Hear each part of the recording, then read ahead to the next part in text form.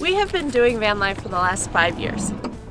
And of those 5 years, we have been remote working for the last 3. But it's also kind of a pain in the butt. If only that would make up for the fact that not all of them have good internet. Don't look at my hair. I'm sure it's crazy from me being like, oh my gosh. However, for the last 3 years, we haven't always had Starlink. In fact, we've only had Starlink for 1 year. So today we're going to take you along on a remote working day, and we're going to talk about what we used instead of Starlink before we had Starlink. Is Starlink really worth it? But first, Sage needs to go outside and run around before we sit and work all day. So let's take her for a walk. Look at that, right there. What do you think of that, huh? Oh, it's not a cicada.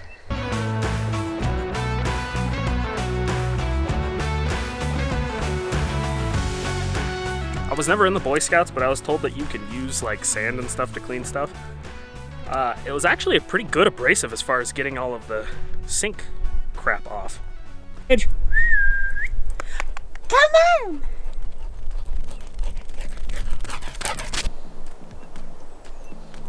Remote work and van life isn't all sunshine and daisies. Sometimes you gotta park on the side of the road, and that's where we set up this last night. Basically, we came up to the mountains and a lot of the spots were snowed in and mudded in. So that's the joys of springtimes in the Rockies.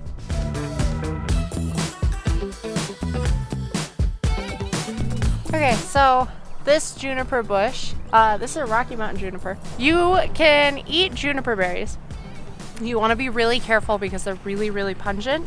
Juniper is in year 3 of its 3-year cycle, so that means that it's laden with berries and it's ready to like be picked and repopulate itself. But after this, it'll drop all of its berries. It'll go back to year 0 and it'll have no berries. And then we'll have year 1 where it starts to regenerate the berries, and then eventually back to year 3 again. So How can you tell it's year 3? there are a lot of them. They're pretty blue, or dusty blue, if you will. Because when they're in their first couple of years, they're more of a greenish tint to them. They look underripe, like a banana. What are you doing? Fun fact, Native Americans used juniper berries instead of pepper. And they kind of add a peppery flavor to everything, so you can use them in place of pepper.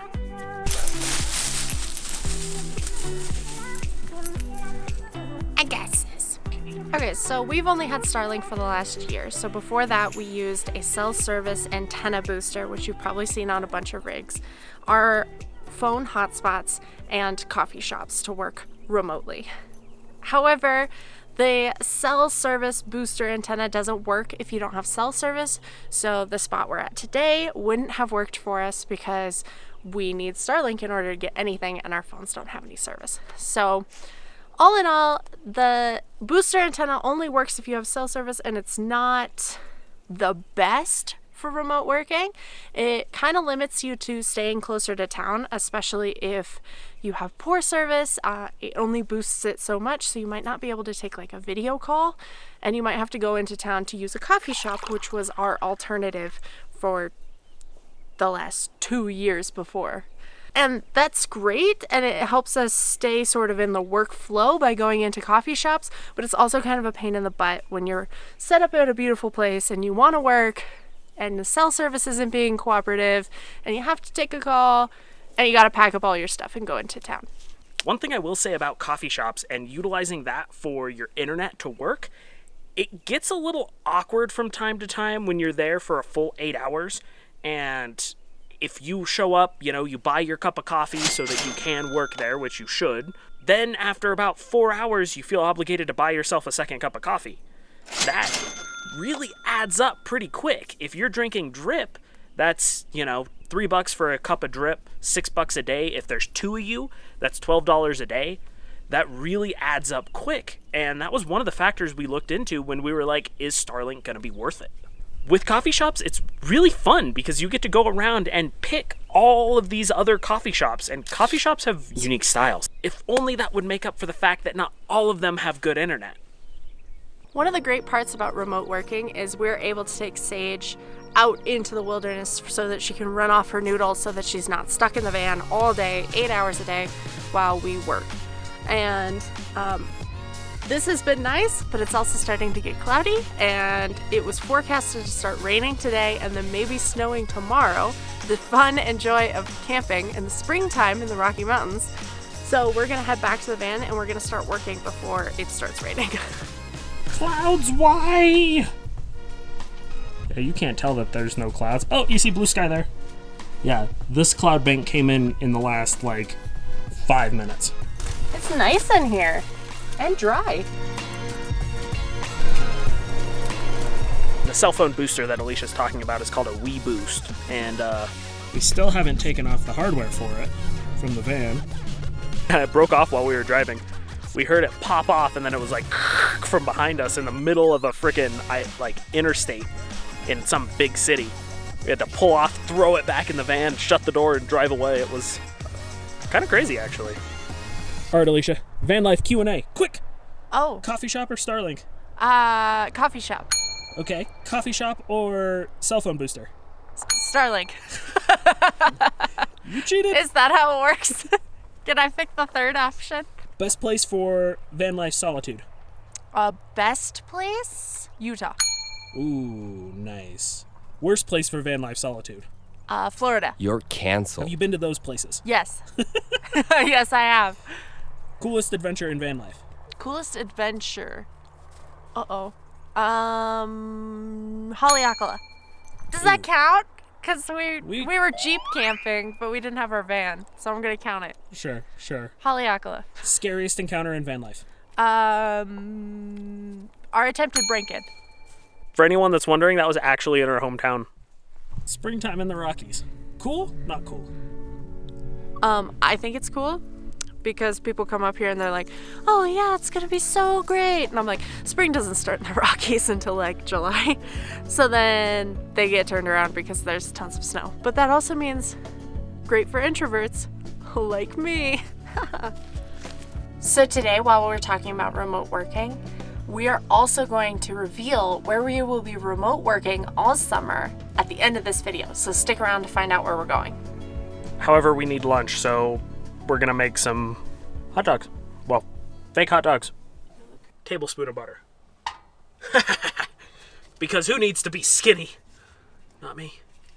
Sejo enjoyed her morning walk/run.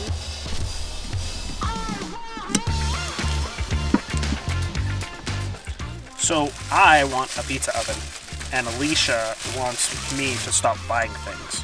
But I think that a pizza oven would work really well in van life because it still runs off propane, and we would then essentially have an oven, but not as big as, the stovetop ovens. But if we did have one, I'd be making these hot dogs on that, not necessarily frying them in a pan because it would work better. Guys, the sun's out. You know how people get weird about small things? Some people are like, oh my god, it's a flower! Oh my god, it's a bug! And they love it! Yeah, that's me with the sun. The sun's out. That's actually true. I literally did that and then asked Alicia to turn the camera on so I could share my freaking weird assness with you. So like the video.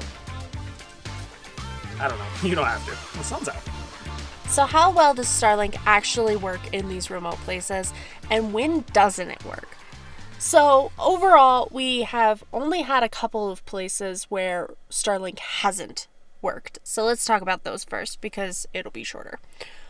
Starlink doesn't really work if you're in a really wooded area. So if you're along the East Coast or in big cities, we've actually had a friend talk about how they didn't get any service with their Starlink in a big city, but they did get service with their cell phone. So if you're in a city or you're on the East Coast where it's really wooded, Starlink may be a little harder to get service with. While we were in Alabama, Florida, and Mississippi earlier this year, we had some trouble getting really good service with Starlink that didn't drop. We were on video calls, and every once in a while there would be this long cutout, and I'm sure that it was just Starlink couldn't see enough of the sky in order to contact the satellites up in the sky.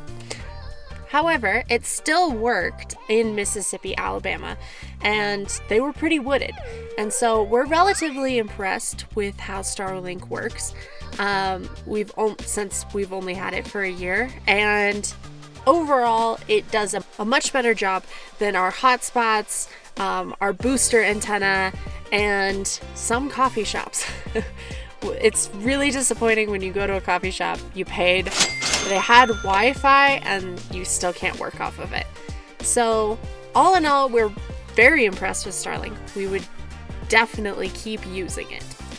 And here's a testament to how well it works. Last night I hopped on a game and played Helldivers. Now, that game doesn't really require a bunch of split second where less than a second is the difference between life and death as far as internet connection goes. Playing last night went amazingly, and I had zero issues with it. And I was streaming and talking to my friends. So, all in all, I mean, the up and down of Starlink is fantastic. About 4 with 26 milliseconds of latency, which is actually fantastic. That's amazing. All in all, it's been nice, but if you didn't want to spend a lot of time on your phone, or you were looking to disconnect, then maybe you don't want Starlink. Yeah, but you know how you fix that? You turn it off. No more Starlink. It depends on how much self-control you have. We have dogs toasted, buns toasting, and what are we gonna watch? We're gonna watch the new Avatar. We have heard mixed reviews on it. Bad things. All bad things. Actually, only pretty much exclusively bad things. We watched about, I don't know, 10 seconds? 10 minutes of it last night, and I'm already pissed that Aang can fly. I mean, like, that's its own story arc, you know? Only the air nomads of old could fly, and, you know, the bad guy in Korra, but...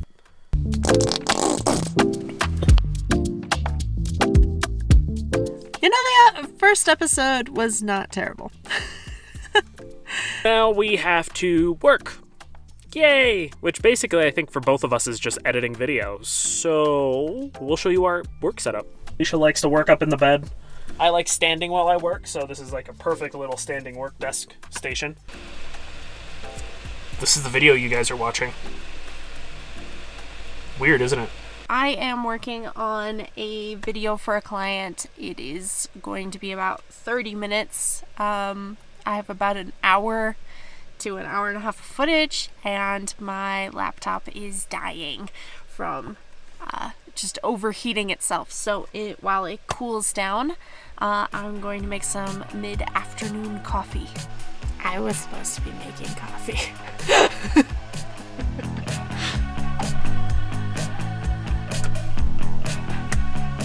Oh well, I guess.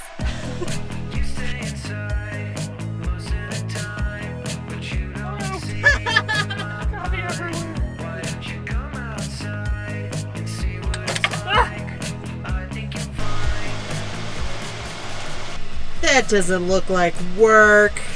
Hey, I need it for a clip for this video. Working hard or hardly working? Yes.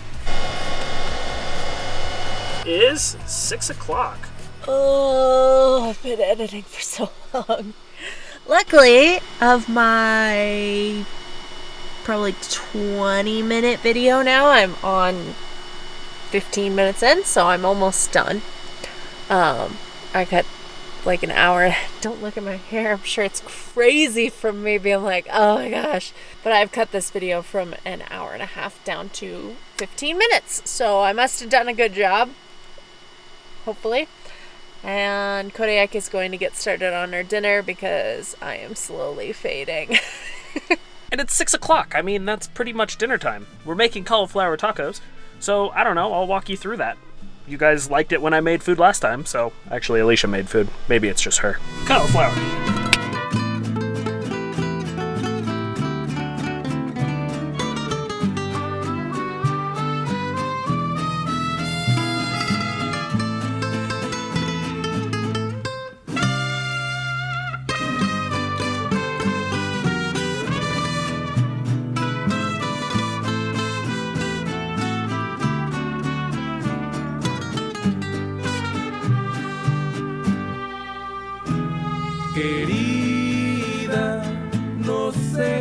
cómo sanar esta herida.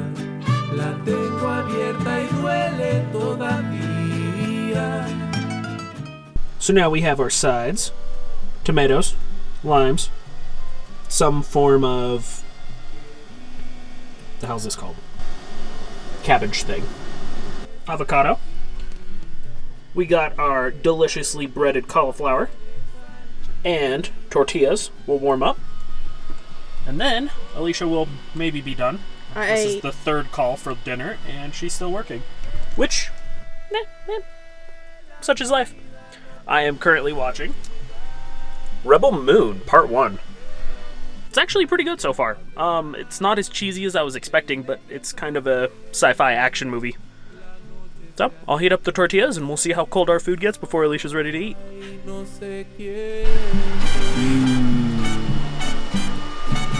Okay, so we are finally done with our remote working day. It is almost 7 o'clock.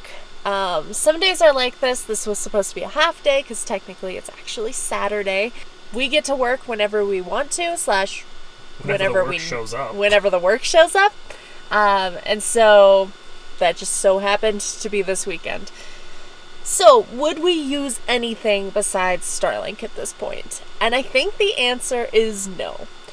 We have tried almost every other method of working remotely, especially out in the middle of nowhere, and Starlink definitely is our best option so far. I haven't come across anything else that people have said works better than Starlink, and the only issue we've come across using Starlink is when it's really wooded, you don't get the best connection. But overall, like you saw earlier in this video, the connection speed on Starlink is better than most coffee shops. So we will be using Starlink for the foreseeable future. Now it's time for dinner. Yum! Just why you need to let me go. Well, our day is wrapping up. We're going to finish this episode, make some tea, go to bed, and then tomorrow morning when we're packing up our Starlink, we will show you how we keep our Starlink all together.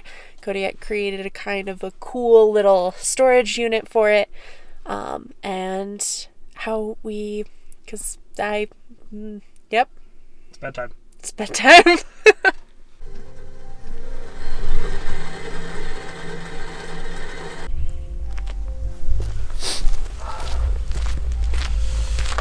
Well, good morning, everybody. Let me show you what we did to our Starlink that made it that much better. We use a tote system in the back of our van instead of trying to build in shelves. The idea behind that was I didn't necessarily want the shelves to take up space and then me not be able to take stuff out all the way. So, luckily, this is not new. You can find these tutorials all over YouTube. This one comes in a huge box. Lucky for us, it's the exact same size as the Husky 12-gallon. You can actually save a lot of space by cutting out the bottom piece of this. So you can see there's a little lip right here. And that's actually where you cut. You cut around it. And then this fits right in the bottom of the tote. If you keep one of the little cardboard inserts, it helps keep that plastic piece out to the side. And then the Starlink stows right inside, no problem. Love that. Whew, it's a brisk morning this morning. So, sets right down in there. And then everything else just kind of fits on top. So the feet fit on top of there. And then this bad boy fits on there, closes up. The router fits right on top, as well as all like 150 foot of the cable. The nice part about doing it with these is they're stackable. So we actually have 3 of these totes, and we're probably going to get 2 more, or 1 more big one for the trip this summer. So that's right. We have set our plans and set our goals high. This summer, we are going to be remote working from Alaska. We have a lot of prep work that has to go into this, and we're going to share that all with you. Basically, we're planning on saving about $1,000 a month, potentially, by doing the prep work now. But that's in the next video. See you guys.